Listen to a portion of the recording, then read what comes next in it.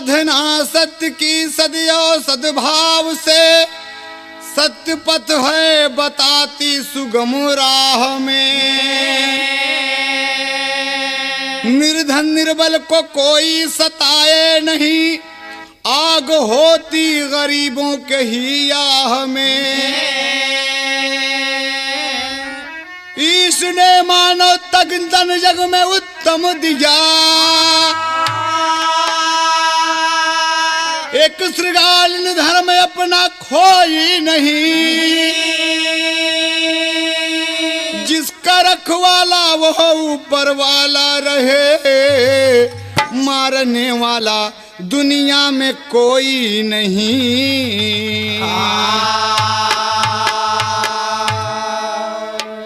देखिए आप एक कहानी सुने, बाद में ये पौराणिक दस्तान आपको मिलेगा। लेकिन देखें, जानवर और इंसान, यहाँ कवि कहता है, एक गजल का नमूना मिला।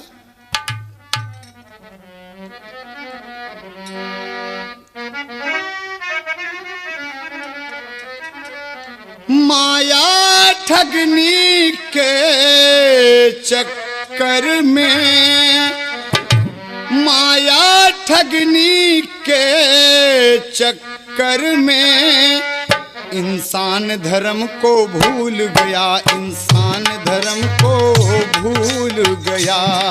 माया ठगनी के चक्कर में, माया ठगनी के चक्कर में इंसान धर्म को भूल गया, इंसान धर्म को भूल गया, इंसान धर्म को भूल गया। माया ठगनी के चक्कर में इंसान धर्म को भूल गया।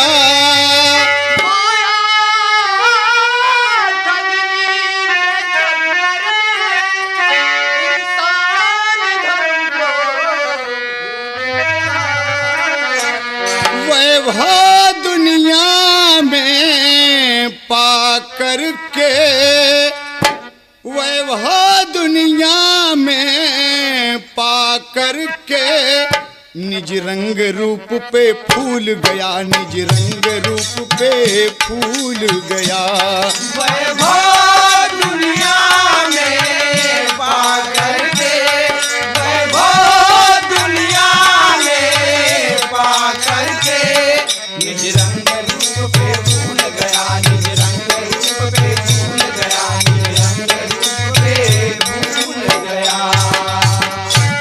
देखिए आप ध्यान दें, बड़ा आनंद मिलेगा। बड़ी ही हृदयग्राही कहानी आपके सामने पेश है। यह जिस्म खुदा ने बख्शा, जिस्म खुदा ने बख्शा, यह जिस्म खुदा ने बख्शा, उसका तुम शुक्र बजावो।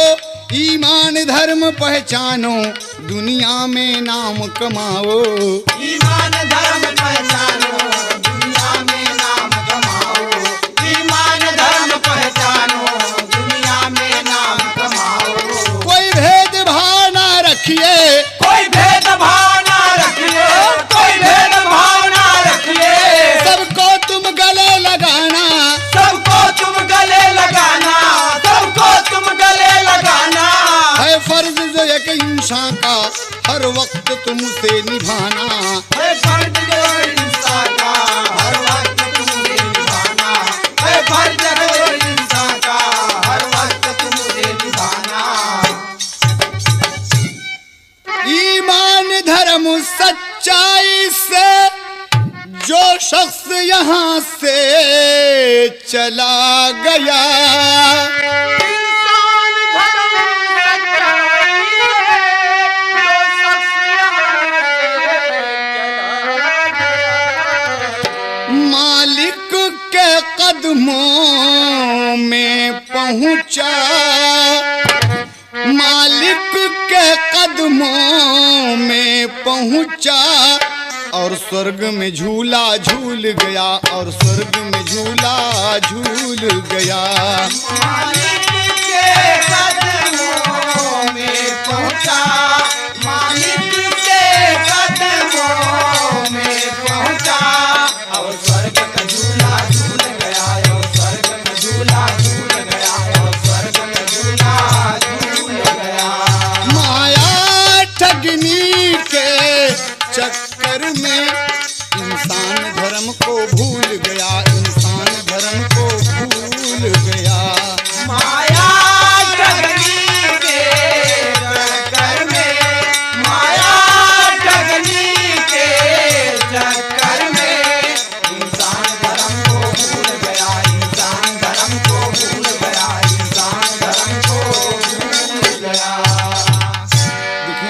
गाने की भूमिका रही। अब आप कहानी पर आ जाएं। एक सियारिन है, दोनों पति पत्नी रह रहे हैं। सियारिन गर्भवती है और बच्चा होने का वक्त करीब है। तो अपने सियार से कहा था एक बात कि पिया हमार कुछ मन कहा था, अगर बात मान लेता तो बहुत अच्छा। कि बोला अरे तू तो हमारी जान से ज़्यादा प्यारी है। बोला ना का चाहत हो? तो का कहा था?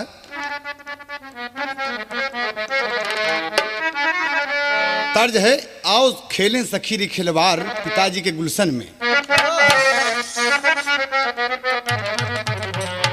पिया हम के खियावा मनई मांस लियावा जिया उलझन में। पिया हम के खियावा मनई मांस लियावा जिया उलझन में। ओ पिया हम के खियावा मनई मांस लियावा जिया उलझन में। कहना है, गर्भवती मैं हूँ बालम है मानो मांस की इच्छा राजा। गर्भवती मैं हूँ मानो मांस की इच्छा राजा। गर्भवती मानो मांस की इच्छा राजा। नहीं बेटवा के लार चुए हम मांगी तो से भिक्षा राजा। नहीं बेटवा के लार चुए हम मांगी तो से भिक्षा राजा। नहीं बेटवा के लार चुए हम मांगी तो से भिक्षा राजा। वक्त पूरा भैले, वक्त पूरा भैले, वक्त पूरा भैले चले उल्टी सांस लिया वाजिया उलझन में। वक्त पूरा भैले चले उल्टी सांस लिया वाजिया उलझन में। वक्त पूरा भैले चले उल्टी सांस लिया वाजिया उलझन में। पिया हम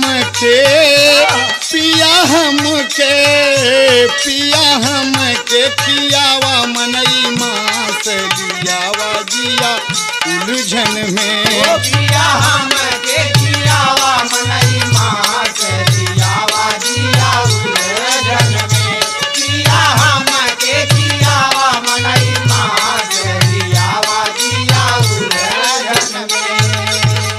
कहा अच्छा मनई के मांस खाए के तोहार मन कहा था कि हाँ अगर लिया देता तो बहुत अच्छी बात रही। सियार कहा अभी जाते ही हम। सियार सियारिन की बात सुनकर हंसता है और कहता है कि अगर तेरी इच्छा है तो मैं जा रहा हूँ और मानव का मांस इंतजाम करके लाता हूँ। सियार चलते चलते एक नदी के किनारे पर पहुँचा तो क्या देखता है कि उस राज्य का राजा अपनी रानी को पुत्री पैदा होने के आरोप में घर से पुत्री सहित निकाल दिया था। रानी ले लेके भटक रही थी, निकाल दिया था और वो देख रहा है। और रानी जाकर नदी में अपनी लड़की को लेकर कूद जाती है। रानी तो मर जाती है लेकिन भगवान की कृपा से लड़की किनारे लग गई। वहीं पर रो रही थी। सियार लड़की को देखा और बड़ा प्रसन्न हुआ, अपने मुंह में दबाकर अपनी गुफा की ओर चल पड़ा कि मेरी पत्नी की इच्छा पूरी होगी। ये इंसान है, ये लड़की है, इसका मांस उसको खिलाएंगे ताकि मेरे बच्चों को लार न चुए। लेके जो चलता है और इधर गुफा में सियारिन परेशान है, अगल बगल कोई नहीं, रो रही है। बच्चा होने का आयन वक्त आ गया है। कवि को भाव देना पड़ा। अरे बदन के पीड़ा से बाउर सियारिनी तड़प तड़प रही जाई। बदन के पीड़ा से बाउल सियारिनी तड़प तड़प रही जाए। बदन के पीड़ा से ओ बाउल सियारिनी तड़प तड़प रही जाए। बदन के पीड़ा से बदन के पीड़ा बदन के पीड़ा बदन के पीड़ा बदन के पीड़ा बदन के पीड़ा से बाउल सियारिनी तड़प तड़प रही जाए। बदन के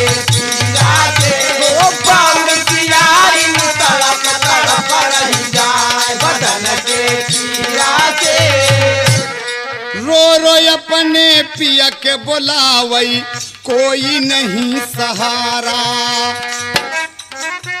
अरे संतान की पीड़ा या जब है होती बहे अश्क की धारा, बदन की पीड़ा से, बदन की पीड़ा से आधी रात की जोर जोर चिल्लाई, बदन के पीड़ा से आधी रात की जोर जोर चिल्लाए बदन के पीड़ा से, ओ आधी रात की जोर जोर चिल्लाए बदन के पीड़ा से, ओ बदन के पीड़ा, बदन के पीड़ा, बदन के पीड़ा, बदन के पीड़ा, बदन के पीड़ा से, ओ आधी रात की जोर जोर चिल्लाए बदन के पीड़ा से, आधी रात की जोर जोर चिल्लाए बदन के पीड़ा से।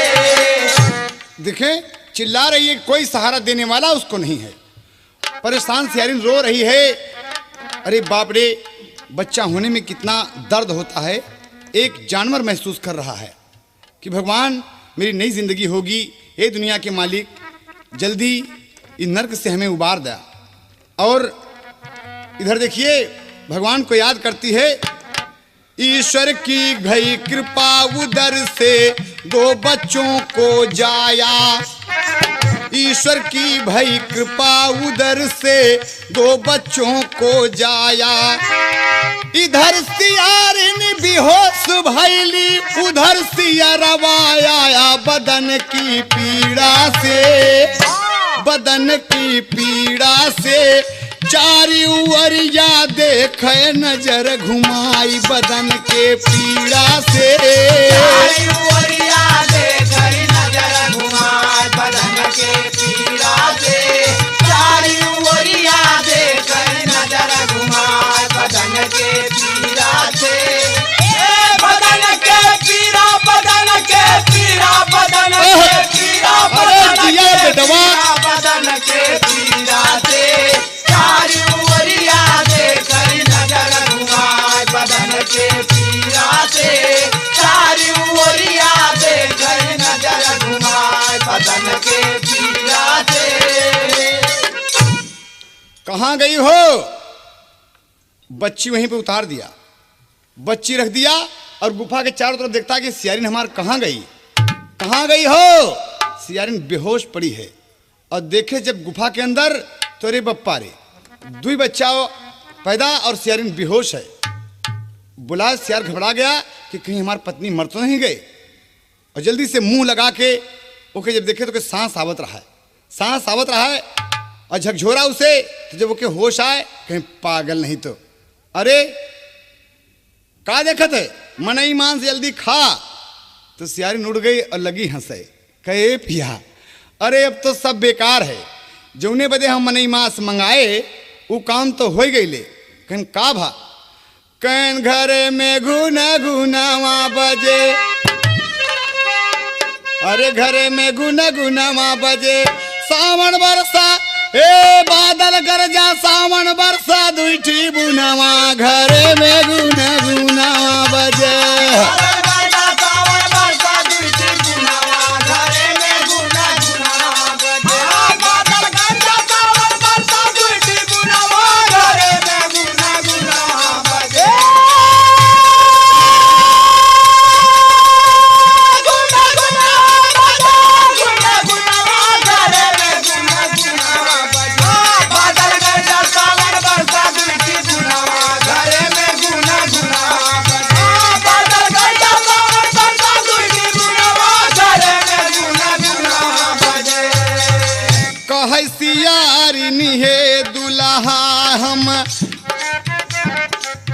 कहे सियारिनी हे दुल्हा हम दुठलाल जनमावा हो।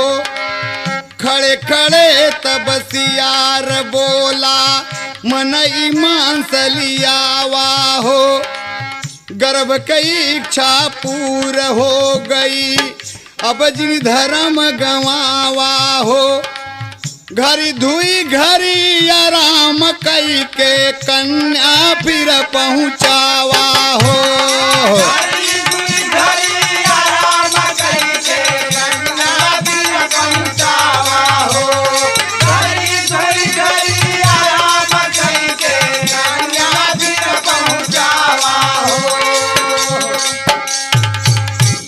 कहे अरे पिया अब सब बेकार है।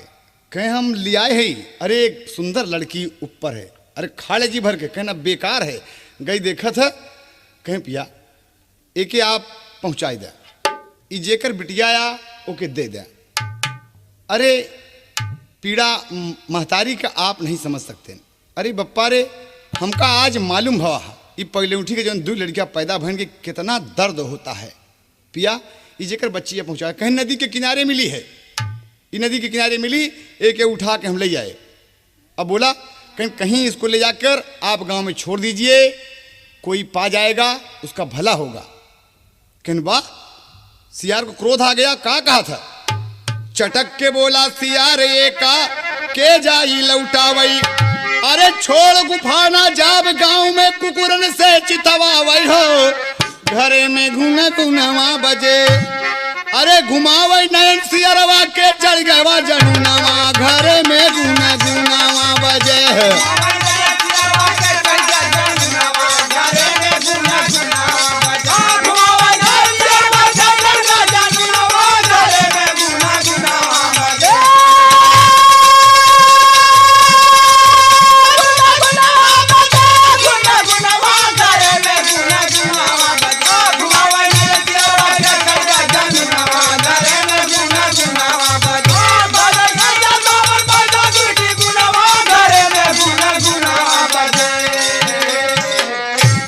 कहे हमके बार बार कर मने मान से लिया वा, अबे कल जी पहुँचावे हम। हट! कहे पिया ऋषियाजिन अगर आप नहीं जाता तो ये इंसान है, हम सब जानवर हैं। तर्ज लग गई नदिया के पार से।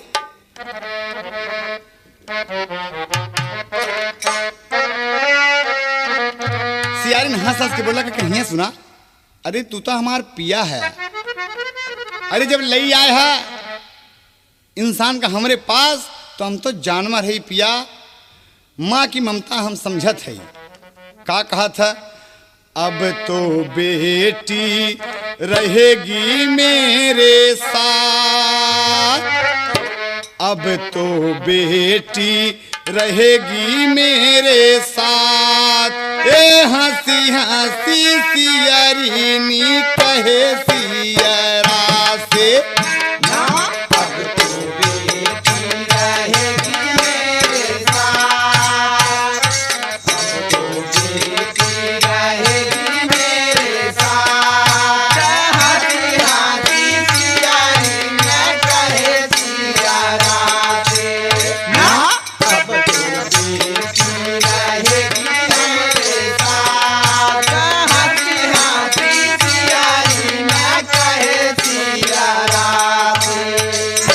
स्वामी माता की ममता के दुनिया में समता नहीं है। माई की ममता की दुनिया में समता नहीं है। माई की ममता की दुनिया में समता नहीं है। सहन की किसी में भी क्षमता नहीं है। सहन की किसी में भी क्षमता नहीं है। सहन की किसी में भी क्षमता नहीं है। कोई समता नहीं है, कोई क्षमता नहीं है। कोई क्षमता नहीं है, कोई क्षमता नहीं है, कोई क्षमता नहीं है, कोई क्षमता नहीं है। तोहरे पग पे बलम हमरो मात, हे हंसी हंसी सियरिनी कहे सियरा से ना तोरे पग के बालम हमरो माँ, तोरे पग पे बालम हमरो माँ। हंसी हंसी सियारी में कहे सियरा से ना तोरे पग पे बालम हमरो माँ। हंसी हंसी सियारी में कहे सियरा से ना अब तो बेटी रहेगी मेरे साथ, हे हंसी हंसी सियरिनी कहे सियरा से। अब तो बेटी रहेगी मेरे साथ, हंसी हंसी सियारी में कहे सियरा से ना। अब तो बेटी रहेगी मेरे साथ, बहुत अच्छे लगे बहादुर। हंसी हंसी या सियारी बेटवा। में कहे सियरा से। जा अगर ना पहुंचेबा ते के अपने पास रख पालब, जो हमार फर्ज है। पिया हम मालिक से यही दुआ करेंगे कि बिटिया हमारे पास सदैव रहा है और एक पालब, जो भी होगे जो भी होगा इसे हम खिलाएंगे पिलाएंगे बड़ा करेंगे। कहा एक बात बताओ, जानवर के यहाँ इंसान कैसे पलेगा? कहा ईश्वर सब कुछ कर देता है, उसके यहाँ देर है पिया अंधेर नहीं है। वो संभव को असंभव और असंभव को संभव बना सकता है। ईश्वर की ये काम, ईश्वर का ये काम है पिया। कहा वाह, इतनी तो आप कहें हाँ। कहें पिया एक नया जीवन नारी को मिलता है जब ओकरे बच्चा पैदा होता। गर्भ से छुटकारा पाने पर वो पीड़ा सिर्फ माँ बनने वाली नारी ही जान सकती है। यह बेटी मुझे बहुत प्यारी लग रही है। आज से मैं अधर्म पर कदम नहीं रखूंगी। सियार ने कहा कि नहीं खाओगी? कहीं नहीं खाएंगे। नहीं खाओगी? नहीं खाएंगे। नहीं खाओगी? नहीं खाएंगे। तो कहा तो फिर सियारिन, अरे बेटी के पालब समझ करके थाती, धर्म जिन गवावा जिन गिया के साथी, धर्म जिन गवावा जिन गिया के साथी, धर्म जिन गवावा जिन गिया के साथी। बेटी के पालब समझ करके थाती, धर्म जिन गवावा जिन गिया के साथी, धर्म जिन गवावा जिन गिया के साथी। कहे अब अपना धर्म आप न खोइए और न आप खाएं, त्रिबाचा दीजिए। त्रिबाचा सियार दे दिया। कहे पिया फल फूल खा के गुजारा पिया करबे, फल फूल खाके गुजारा पिया करबे, फल फूल खाके गुजारा पिया करबे। अधर्म पे आपन चरणवान धरबे, अधर्म पे आपन चरणवान धरबे, अधर्म पे आपन चरणवान धरबे। हे प्रीतिया के दीपक सनहिया के बाती, धर्म जिन गवावा जिन गिया के साथी, धर्म जिन गवावा जिन गिया के साथी, धर्म जिन गवावा जिन गिया के साथी। ओ बेटी के पालब हम समझिल के साथी, धर्म जिन गवावा जिन गिया के साथी, ओ धर्म जिन गवावा जिन गिया के साथी। दोनों प्राणी का मन हर्षायल, तीनों प्राणी का नहर सायल, तीनों प्राणी का नहर सायल। सियरा मगन हो के बिटिया उठायल, मगन हो के बिटिया उठायल, मगन हो के बिटिया उठायल। सियारिन भी हंस के लगा लिहलस छाती, धर्म जिन गवावा जिन गिया के साथी, धर्म जिन गवावा जिन गिया के साथी, धर्म जिन गवावा जिन गिया के साथी।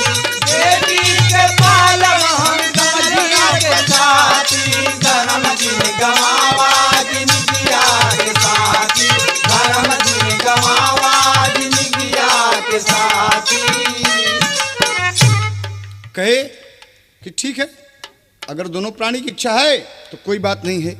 बेटी रहने लगी। धीरे धीरे कहना है कि धीरे धीरे बेटी बढ़ने लगी। दोनों प्राणी हंसी खुशी से रहने लगे। गांव से कपड़ा लाकर लड़की को देता है। ईश्वर की कृपा है। बेटी जब ज्यों ज्यों समझदार होती है, उसे मनुष्यता का ज्ञान होता है, वो समझ रही है और देख रही है कि मेरे आसपास कोई इंसान नहीं। धीरे धीरे जब लड़की इसी तरह से 13 साल की हो गई, 13 साल की जब हो गई तो एक दिन की बात है, जब 13 साल की भई बिटिया तब जैसे उबल दूज का चांद। जब 13 साल की भई बिटिया जैसे उबल भाई दूज का चांद। झंझट शादी ब्याह का भइले क्योंकि बेटी भयल सयान। टुकुर टुकुर सियरनी ताकत बा शादी कहाँ होई भगवान। ठाट बाट घर बर सब सोचई, ठाट बाट घर बर सब सोचई, हम है जानवर ई इंसान।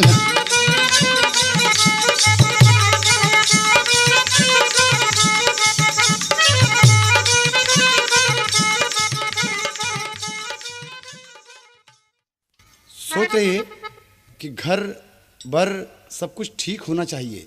ये राजकुमारी लगती है, पिया इसके लायक कोई दूल्हा खोजें आप। कहे अजीब पागल हो।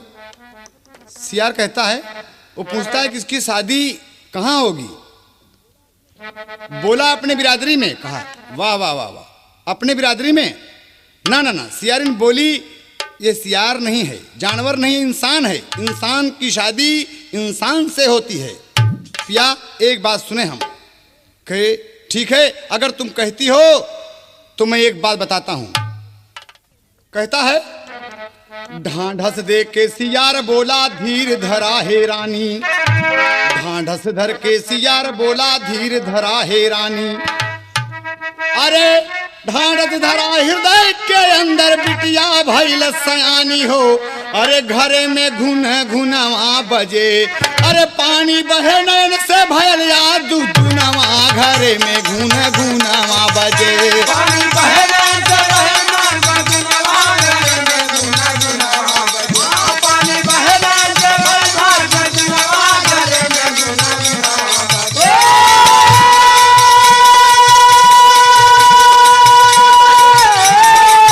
गुना गुनवा बजे, गुना गुनवा घरे में गुना गुनवा। अरे सोच समझ के चला शहर की ओरी अपने मनवा में। सोच समझ के चला शहर की ओरी अपने मनवा में। अकतौ को पूर्णा कराई दयु बर जोरी अपने मनवा में।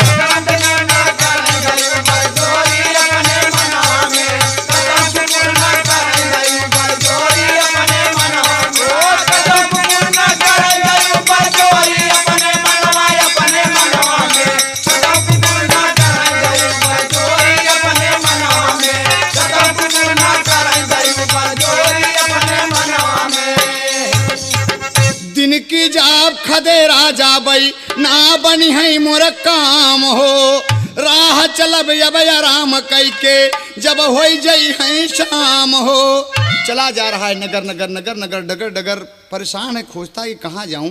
ये राजकुमारी लगती है, किसी बड़े घर में रिश्ता तय करूं। देखें ईश्वर की माया। अरे खाए मकोइया झरबैला झकझोरी अपने मनवा में। चला रात की राजमहल की ओरी अपने मनवा में।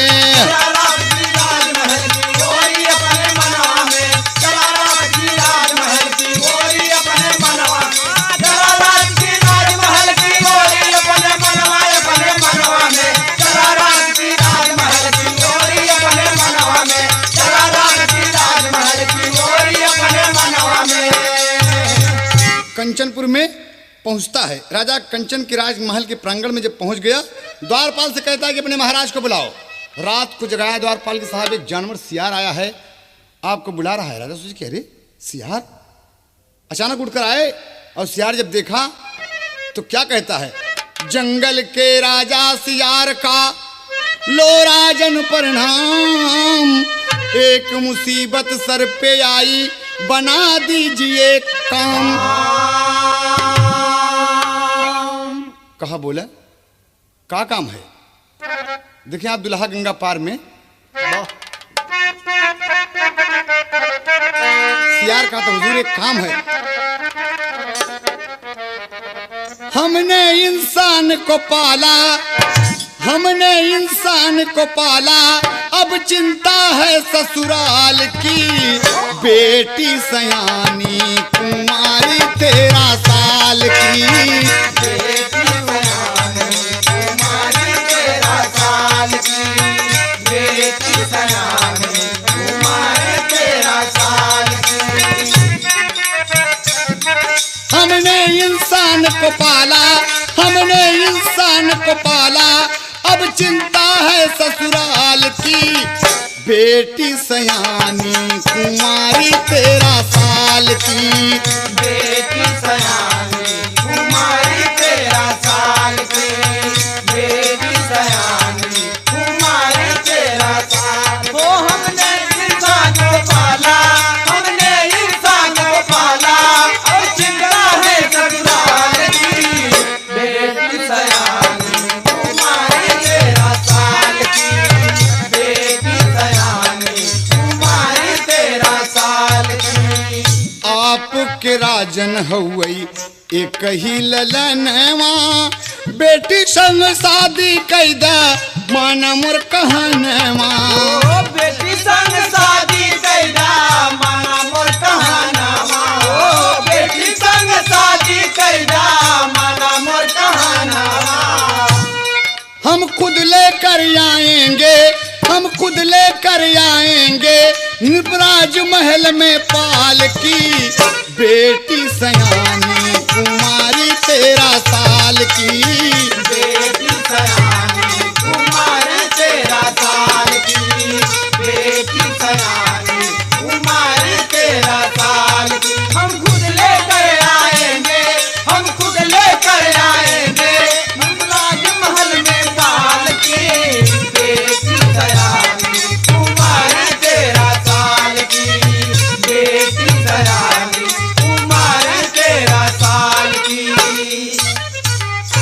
कहा महाराज मेरी एक लड़की है, बचपन की कहानी बताया जब तो राजा चकित रह गए और बिगड़ गए कि भाई तू जानवर है, मैं इंसान हूं, ये शादी कभी नहीं होगी। कहा ए महाराज, अरे अगर आप नगर के राजा हैं तो जंगल का राजा मैं हूं, अपनी बिरादरी का राजा हूं, अरे हम तमाम सियार जंगल के जानवर आपके दरवाजे पे इकट्ठा कर दे महाराज, अगर हमारी बिटिया से आपके राजकुमार की शादी नहीं होगी तो। राजा चकित हो गए कि बप्पा रे इस ससुराल जानवर हो के हड़कावत है। तो एक ड्रामा किया, कहा अच्छा ठीक है भाई मंत्री जी बुलाओ और जरा से पुरोहित जी को बुलाओ, शादी पक्की करो भाई। देखें आ गए पुरोहित जी। कहा सियार जी, कहा हाँ हुजूर, एक शर्त है, शादी इस शर्त पे होगी कि जिस दिन हम लड़की की डोरी लेकर आएंगे हमारे बिरादरी के 10-5 हजार लोग हमारे साथ होंगे और सबको खाने का प्रबंध हो महाराज, हम तो जानवर है और आपके नगर के सारे कुत्ते बंधवा दिए जाएं, और नहीं महाराज झगड़ा हो जाए तो कोनो बहुत गड़बड़ हो जाए महाराज, हम सियारों कुकुर में। कहेंगे राजा हंसे लगे, कहे कोई बात नहीं। पुरोहित जी जब आए तो मेघ मिथुन कन्या धन कुंभ और तुला के करें विचार, अरे जेठ पंचमी शुक्ल पक्ष और दिन धर ले बुधवार हो, घरे में घुन घुनवा बजे, अरे तही टीका चढ़ी गए सद गईले सगुनवा, घरे में घुन घुनवा बजे।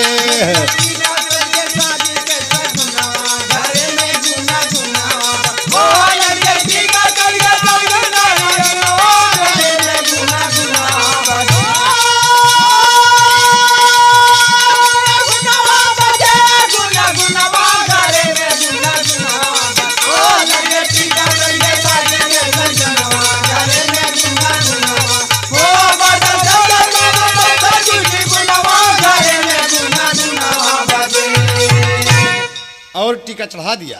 देखिए मेघ मिथुन कुंभ कन्या तुला हर राशि के विचार करके लगन मुहूर्त नक्षत्र सब देखकर दिशाशूल सब लहवाए कि सियार पक्का के इसकी बिटिया का हमरे कौनो ससुराल में तकलीफ न हो। टीका चढ़ गया शुक्ल पक्ष में और दिन बुधवार रहा। सियार प्रणाम करके महाराज इसी दिन हम बेटी की डोली लेकर आएंगे। और सियार जब अपने गुफा के पास पहुंचा तो 2-4 सियारिन और सियार रहें और बिटिया 13 साल की बैठकर बगल में सोच रही है कि जानवर के बीच में मैं क्या करूं। और इतने में सियरवा आके बोला था फिल्म चांदनी से, कुड़ी ससुराल चली जाएगी गोरी प्यार से पुकारो। कुड़ी ससुराल चली जाएगी गोरी प्यार से पुकारो। कुड़ी ससुराल चली जाएगी गोरी प्यार से पुकारो। बस इसी साल चली जाएगी गोरी प्यार से पुकारो। बस इसी साल चली जाएगी गोरी प्यार से पुकारो। बस इसी साल चली जाएगी गोरी प्यार से पुकारो। कुड़ी ससुराल चली जाएगी गोरी प्यार से पुकारो। कंचनपुर में चढ़ौले तिलकिया, कंचनपुर में चढ़ौले तिलकिया। कंचनपुर में चढ़ौले तिलकिया। होके खुशहाल चली जाएगी होके खुशहाल चली जाएगी गोरी प्यार से पुकारो। होके खुशहाल चली जाएगी गोरी प्यार से पुकारो। होके खुशहाल चली जाएगी गोरी प्यार से पुकारो। सुन के सियारिन के भर गए नयनमा, सुन के सियारिन के भर गए नयना। सुन के सियारिन के भर गए नयनावा। करके बेहाल चली जाएगी करके बेहाल चली जाएगी गोरी प्यार से पुकारो। करके बेहाल चली जाएगी गोरी प्यार से पुकारो। करके बेहाल चली जाएगी गोरी प्यार से पुकारो। नैनों की ज्योति सदा खुश रहेगी, आंखों की ज्योति सदा खुश रहेगी। आंखों की ज्योति सदा खुश रहेगी। मोरनी की चाल चली जाएगी मोरनी की चाल चली जाएगी गोरी प्यार से पुकारो।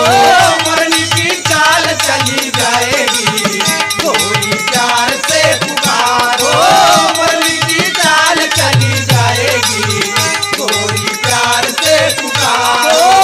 कुड़ी ससुराल चली जाएगी गोरी प्यार से पुकारो। कुड़ी ससुराल चली जाएगी गोरी प्यार से पुकारो। कौनो तकलीफ बिटिया का नदी हो आज से, ये कुछ ही दिन की मेहमान है। 23 दिन तारीख सब बताया। जब सियारिन रोवे लगी और का कहा था विदेशिया में, सियरा सियारिन दुइनो बिटिया के ताक लागे केलवा के पतावा पिन्हाई दिहले तनमा। सियरिन कहन लागी हारे तकदीर मोरी बिटिया के तन पे नहीं ये कहू गहनवा। बिना हो सिंगार हार बिटिया सुघर लागे, अरे जैसे उवला बादुई जिया कचनवा। पालकी सजा के चला बिटिया बियाह बदे, आके पहुँचे राजा कंचन के रे वतनवा। ले के बारात, बेटी की बारात लेकर डोली सजाकर आज कंचनपुर में पहुंचा। राजा सब सदस्य किए हैं और कहा महाराज आइए, आप पहले मेरी कन्या को देखें। राजा जब देखे तो हक्का बक्का हो गए कि अरे बप्पर, एक जानवर के पास ये राजकुमारी जैसी लड़की कैसे है, इतनी खूबसूरत। रानी को हुकूमतियाँ, तमाम पटरानियाँ, नौकर चाकर, तमाम दासियाँ आ गईं कि इसको नहलाओ धुलाओ सजाओ। तमाम गहने को हुक्म दे दिया कि दुनिया का सारा गहना इस बेटी को दो। महाराज राजा कंचन खुश हो गए और लड़की को सजा धजा कर विधिवत राजकुमार से उसका विवाह जब करते हैं और कहा कि राजा साहब बोले कि सियार समझी चल के अब भोजन करा, तो औरत कहे कि ना ना ना ना, बड़ा सुंदर व्यवहार होत है। पद में मिला था कि पूरी कचौड़ी सब्जी रायता 5 तरह का बनाया चार, पेड़ा बर्फी गुलाब जामुन बुनिया लड्डू के भंडार, खीर मलाई गोरस शक्कर लगा कसोरा कई हजार, भोजन का प्रबंध है सुंदर तब सियरिन से कहे सियार। भोजन का प्रबंध है सुंदर तब सियरिन से कहे सियार। भोजन का प्रबंध है सुंदर तब सियरिन से कहे सियार।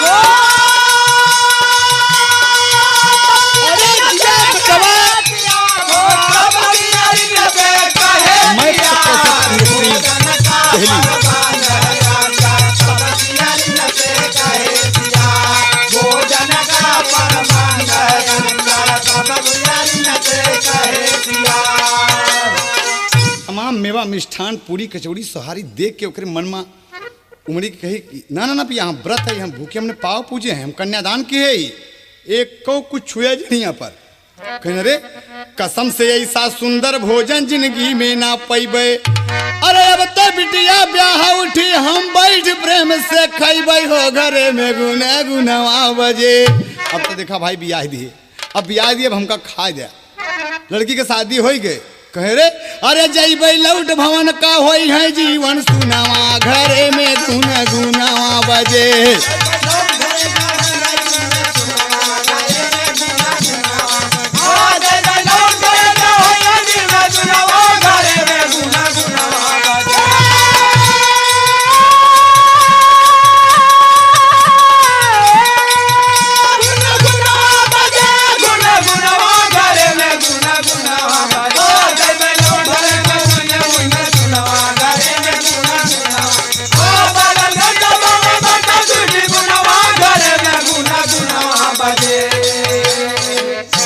नहीं खाया, बिरादरी के तमाम लोग खाए।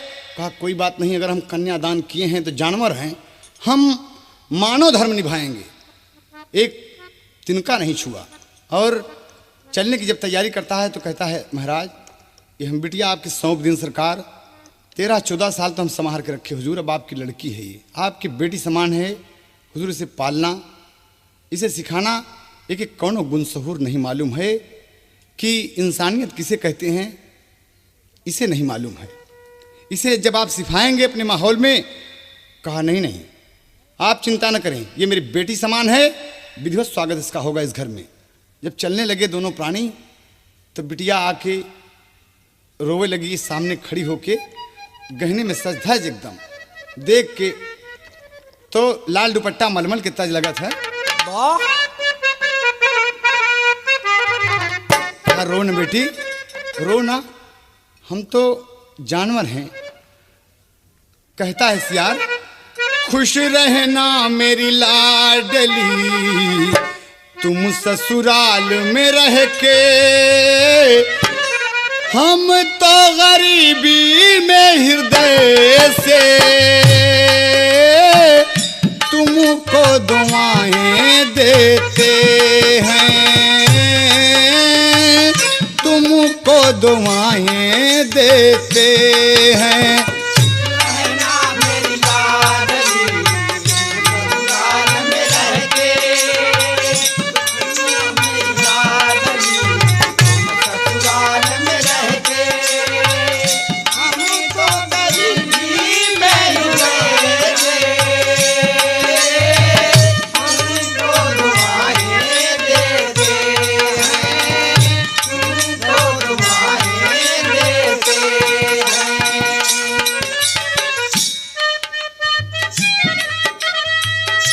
आशीर्वाद देता है।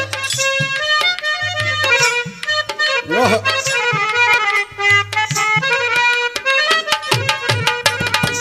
बेटी तुम्हें मैंने नाजों से पाला, फिर भी बहुत दिया तुमको कसाला। बेटी तुम्हें मैंने नाजों से पाला, फिर भी दिया मैंने तुमको कसाला। बेटी तुम्हें मैंने नाजों से पाला, फिर भी बहुत दिया तुमको कसाला। छूट रही है बेटी हमारी, छूट रही है बेटी हमारी, रो रो के विदा करते हैं, तुमको दुआएं देते हैं, तुमको दुआएं देते हैं। खुश रहना मेरी लाडली, ससुराल में रह के खुश रहना मेरी लाडली, तुम ससुराल में रह के। हम तो गरीबी में जुड़े थे, तुमको दुआएं देते हैं, तुमको दुआएं देते हैं। खुश रहना मेरी लाडली, तुम ससुराल में रह के। हम तो गरीबी में हृदय से तुमको दुआएं देते हैं, तुमको दुआएं देते हैं। रहना मेरी लाडली, तुम ससुराल में रह के खुश रहना मेरी लाडली, तुम ससुराल में रह के। हम तो गरीबी में हृदय से तुमको दुआएं देते हैं, तुमको दुआएं देते हैं। दे दिया और कहा बेटी ये तुम्हारे माता पिता समान हैं। मैं नहीं जानता बेटी कि तेरे माता पिता कौन हैं, लेकिन आज से इन्हें सास ससुर के अलावा माता पिता भी समझना, नेक काम करना। बेटी एक जानवर ने तुम्हें पाल कर आज सौंपा है। बिटिया रो रही है। सियार सियारन प्रणाम करके आशीर्वाद दे के चल दिए। दोनों प्राणी चल दिए तो सियार रास्ता में आए, कहे कि बिटिया तो ब्याह दिया, बड़ा तकलीफ है, बहुत तकलीफ होत है। कहीं बोला तकलीफ का करबा, कहीं जी चाहत है कि ओके चल के फिर ले आई। ओके लिया ले अपने पास रखी, कैसे जिंदगी बीते बतावा। इतना हमके अच्छा लगा था कि कन्यादान में कितना बड़ा आनंद है। तो सियार ने कहा था कि अब का करबा, बिटिया पराई होती हैं। कहीं हमारा मन नहीं लगा था, हमारा मन कहा था कि हम चल के बिटिया के ले आई। कहीं नहीं पिया, बिटिया का संसार बस गया, उसका घर संसार सज गया। अब उसे रहने दीजिए, मौका लगने पर हम लोग आ आकर देखते रहेंगे। और जाता है, एक नदी का छोर पड़ा। सियार कहा था कि अब पानी पियब, अब पानी पियब, प्यास के मारे रहा नहीं जात है। कहे एक बात सुना, ये बिटिया का देश है, ये भाई बिटिया का देश है। अरे पूरे जब तक जहां तक इसका हद है, अगर आप पानी पी ले तो आपका धर्म नष्ट हो गया। कहा क्या बकती हो तुम? कहा नदी सामने है। कहा ना ना ना, तोहार कौनो विश्वास नहीं है, तू सियार है, पक्का लबर चटना हाथ तू मानव ना। उरहटा तोड़ के ओकरे गोदी से ओके मुंह बांध दिएस, मुंह बांध दिएस, ताकि नदी में कूदने के बाद ये पानी न पी सके। और का कहा था कि सुना पिया चला हिला, अब हिला, हम कन्यादान की है, व्रत है, भूखी है, प्यासी है, बिटिया के बदे की बिटिया हमारा सुख से रहा है, हम पानी न पिए। और का कहा था, धर्म जिन गवावा नहीं, अरे लागे दिल में ठेस हो। अरे पनिया पियई ना दे बई, पनिया पियई ना दे बई, बिटिया के देश हो। पनिया पियई ना दे बई, बिटिया के देश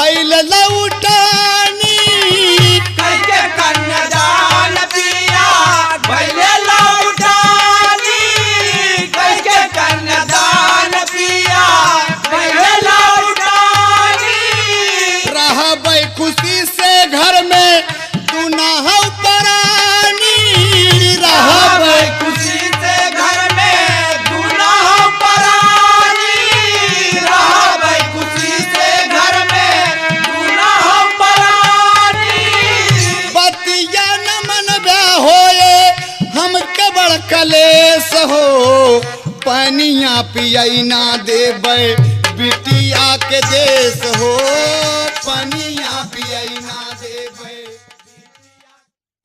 कहा नदी में कूद गए। सियरवा रह रहे के मूड़ी नीचे कह देता है, सियारिन ऊपर उठा देता कि ना आपका हमार कसम आ कन्यादान का ख्याल करा पिया अपने बिटिया का जेकर 13-14 साल पहले अपने घर के अंदर वो बिटिया के खुशी के लिए हम व्रत है और हम जब तक अपने नगर में न पहुंच जाओ हम पानी न पिया पिया खबरदार नीचे मुड़ी आप नहीं करेंगे। आप ऊपर मुड़ी उठा के चला तो हमें विश्वास हो नहीं तो कोनो भरोसा नहीं ना कि पी ले पानी तू। सियार ऊपर कहा था ऊपर मुड़ी उठा के कोई बात नहीं भाई, अगर तू कहा था तो ऐसे सही।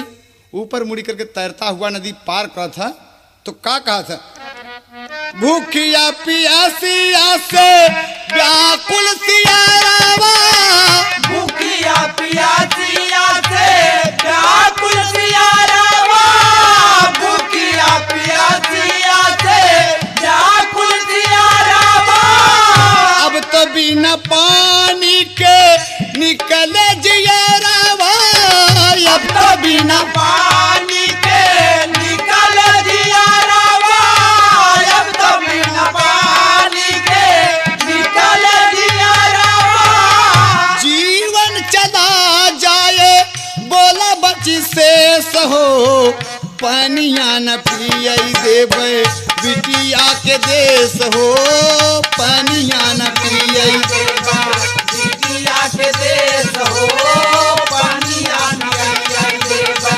बिटिया के देश हो पानिया न पियई बिटिया के देश हो बिटिया के देश हो बिटिया के देश हो बिटिया के देश हो पानिया पियई न देबै बिटिया के देश हो पानिया न पियई देबै बिटिया के देश हो पानिया न पियई देबै।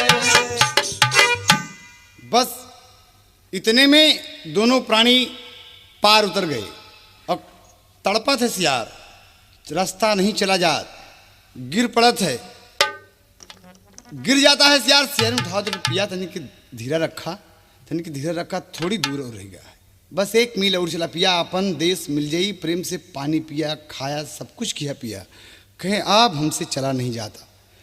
एक कुआं दिखाई पड़ा, छटपटा के सियार पहुंचा, वहीं पर गिर पड़ा, उड़ान में थोड़ा सा पानी है, कहे हुक्म दिया पानी पी ले वरना जिंदगी नहीं बचेगी। कहा पिया मर जाना बेहतर है लेकिन बेटी के देश पानी पीना अच्छा नहीं है पिया, पानी आप न पिए पिया, ये हमार त्याग एक दिन रंग लाई पिया, हमार तपस्या एक फल बड़ा मीठा हो पिया। कहे मुझसे चला नहीं जाता। नदी के किनारे पे जो कुआं है थोड़ा सा पानी है, वो कहता कि यही पिए दे, यही गंदा पानी पी ले दे। हम क्या कहना पानी न पिया। अंततो गत्वा कभी को कहना पड़ा कि कब तक आदमी बर्दाश्त कर सकता है, चलने की शक्ति नहीं रहेगी, ताकत नहीं रह गई। परेशान दोनों प्राणी सियारिन कहे कि हमारो हालत खराब है। दोनों दोपहरिया में लेटे हैं, गर्मी लू चल रहा है और का कहा थी ईश्वर का विमान सज गया। त्याग पर, व्रत पर, तपस्या पर, उसके फर्ज पर दुनिया का मालिक कचक सुदर्शन घूम गया और का होता अंत में व्रत पूरा भाव पहुंचे नहीं अपने घरे। अरे दोनों प्राणी जाके नदिया किनारावा मरे, दोनों प्राणी जाके नदिया किनारावा ओ दोनों प्राणी जाके नदिया किनारावा ओ किनारावा मरे हो राम किनारावा मरे हो राम किनारावा ओ दोनों प्राणी जाके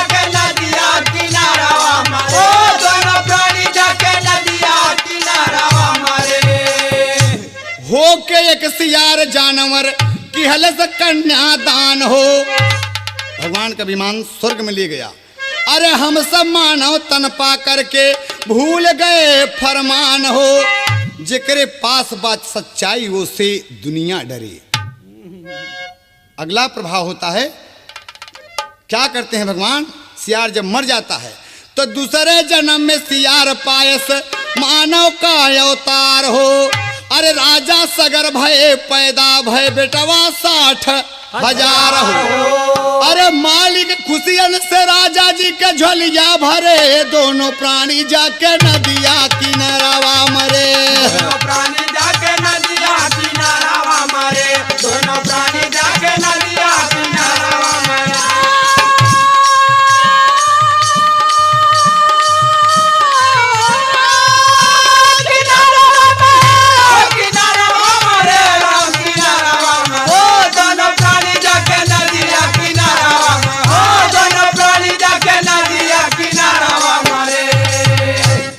सगर पैदा हुआ, सियार ये तपस्या ये रंग लाई। और सगर बजाय कन्यादान में इतना मजा मिला कि एक बिटिया का कन्यादान किए तो मानव तन पाए। भगवान से मांगते हैं कि 60,000 कन्या दे, लेकिन मुंह से निकल आए कि 60,000 पुत्र। राजा सगर के 60,000 पुत्र कपिल देव के द्वारा सब भस्म कर दिए गए। तो देखें आप, इसी वंश में असमंजस भय अंशुमान भय जस सागर में सीप हो। अरे अंशुमान के बेटवा भैले, अरे अंशुमान के बेटवा भैले देखा नृपत दिलीप हो। अरे भगीरथ गंगा कालियौले सारी दुनिया तरे, दोनों प्राणी जाके नदिया किनारावा मरे। दोनों प्राणी जाके नदिया किनारावा मरे, दोनों प्राणी जाके नदिया किनारावा मरे।